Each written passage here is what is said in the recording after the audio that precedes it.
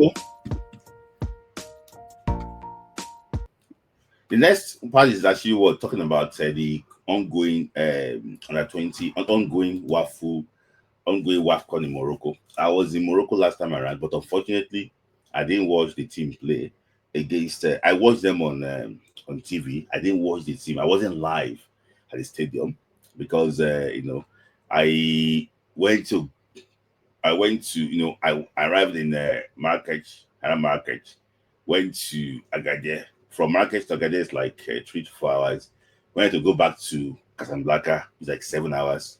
I got stuck in between, you know, two of.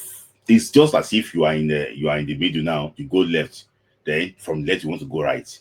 So I couldn't actually make it to that game, But I would look for a way to still return back to Morocco and check on those girls too and watch their game. Actually, what probably because when I come back, I'll be going directly to Casablanca to go actually what to see them actually what play, not to be going on the tourist because the last my trip was like not also to see the Falcons and also to have some meetings and also this enjoy the beauty of Morocco. But uh, I'm going to go back when I go back next. It's going to be solely for the Falcons. So the game Nigeria beat Botswana. Nigeria labeled to a 1-0 victory against Botswana yesterday. So, and I'm hearing that this evening too, that South Africa actually was managed a 1-1 draw against Tanzania. It was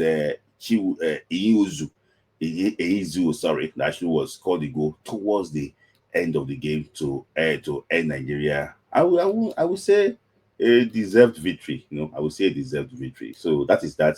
And anybody actually was actually what I wanted to man on the match. I have my opinion about that. I don't think he was the best Nigerian player on the pitch. I think some players did better than what actually what he did. I think, in fact, our game was even not he didn't do that well in those games, in that game. But I don't know, maybe CAF technical committee, they know better than us. That's why they gave her the CAF, they gave her the player, the woman of the match. For me, I think we have like better players in that team that day that did better, that changed it, that changed the game for Nigeria. But that is that. Congratulations to Ashiwoto. So a lot of people complained about the way the team played. For me, the team, when I saw the team play against Tunisia, I came out to say it here that I came out to say it. I don't know, maybe it was live that the team did not perform well. The team did not really perform well, but because there were so many things, because Tunisia were really scared of Nigeria, and I will not say they were poor, but the goalkeeper too saved a lot of balls, saved a lot of like good bad balls. But I just think that we didn't organize against Tunisia. So a well-organized team will teach us a lesson. So and what's it called? Botswana was a more organized side, and they actually they did better in that game. They kept us at bay for long parts of that game. In fact, around 60 something minutes, we didn't have a shot on target. To tell you how excellent Botswana players actually were in that game. So I looked at some few things that Coach Osman did that was so wrong. In my own opinion, there was no reason for me to even do this tactical breakdown of what I saw. But because of just to give my own opinion about it, let me just talk about a few things I observed in that game. So this was the game. I think on paper, it was a 4-3-3 formation on paper, but I think the setup was really 4-4-2. 4-4-2. I think was really actually like a 4-4-2 formation. So I realized that Alimatu Ainde, and Deborah Abiodun started the midfield. Two of them were actually they were playing side by side. You can see they were just too close to each other. So there was nobody in the central circle to take the ball and drive away because the Botswana team, they were playing 5 at the back. So what they were trying to do was that, force us to go wide and cross the ball in the area. Then they isolate Oshuala, then they win the ball again. Then we keep on doing the same thing over and over. So they kept on doing the same thing over and over. And Coach Osman Dugu was just sitting down there. He was upset, angry, as if it was it wasn't the cause of the whole problem. So They were saying it's not as if one player was playing ahead of the other one. They were just two playing side by side. So um, so this I purposely highlight this place. See, this was set pieces by Botswana. Then the Botswana players, can see the way I was showing that ball there. My issue here was that we have to avoid this type of ball. If you watch the number 7 of Morocco, as is it Shabab? Is it Shabab or something like that? The number 7 of Morocco, the girl is so good in this type of situation. So if you are playing teams like that, you must avoid this type of situation. So make sure you mark them closely. Don't allow any random shot outside the box or in the box, or else you will be in trouble. So this was what Botswana wanted us to do.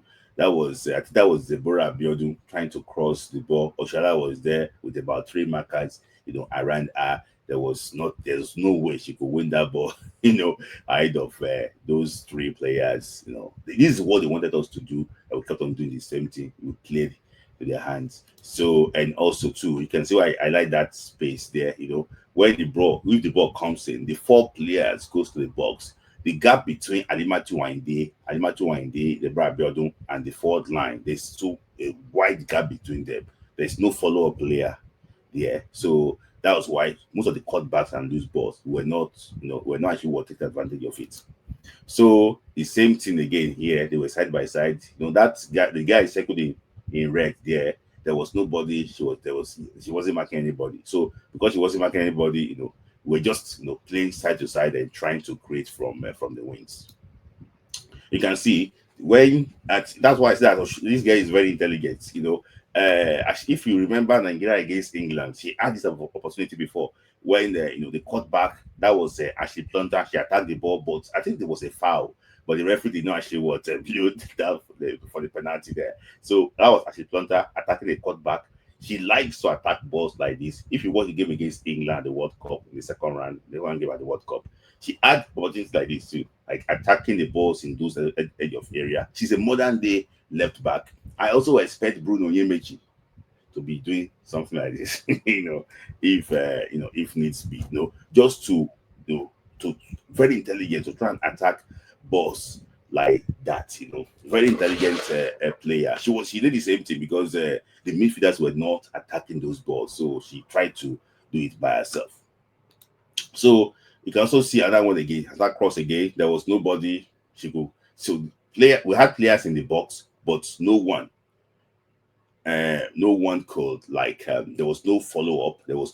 So if Botswana wins the ball in that area, then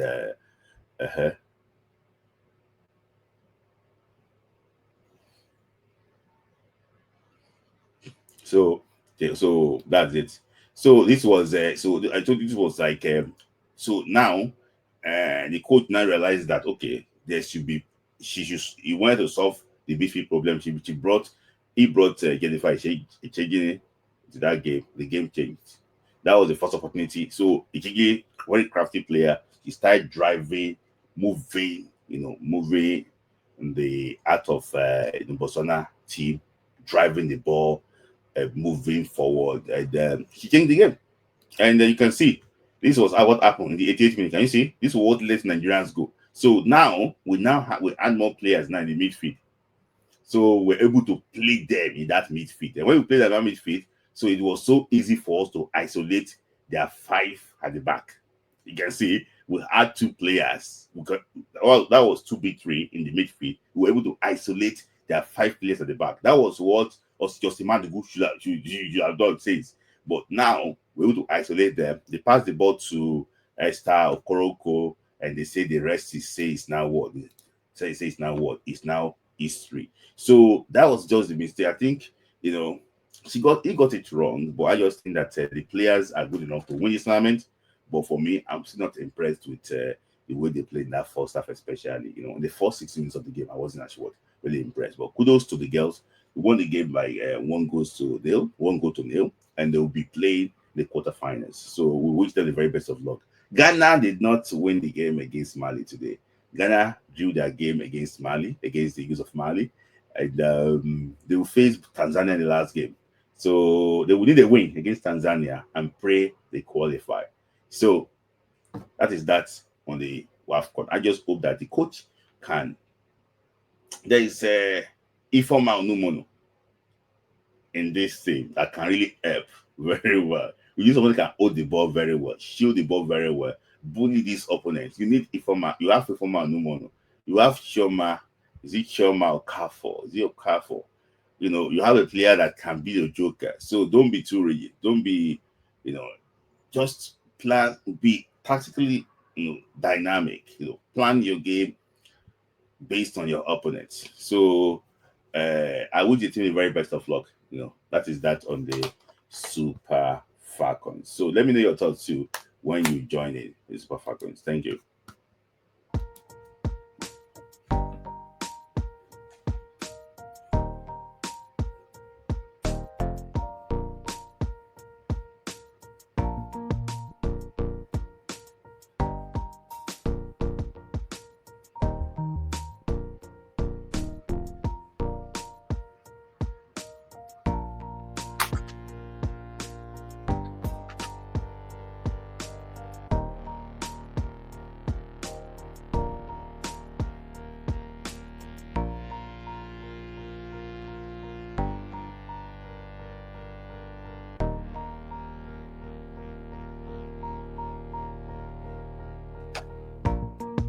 Guys, like the video, like the video.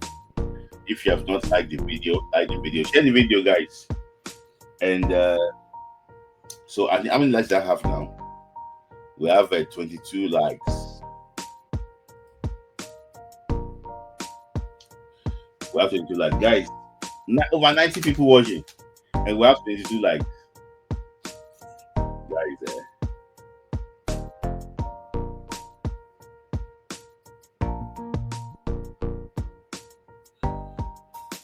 So, like the video. 24 likes, but 24 is not enough. It's not enough. Like the video. So, let's continue. So,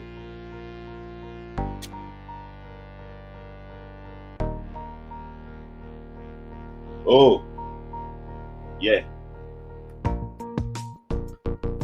Thank you. And that's why actually what just comes in directly. Thank you. Guys, keep it coming. We have to push out now to connect to God's regular like Remy Ali. Thank you for your love. 9 pound, 1 pound. If you have any question, we're going to go to actually what just ask directly. They will be able to attend to you. Thank you for your super chat.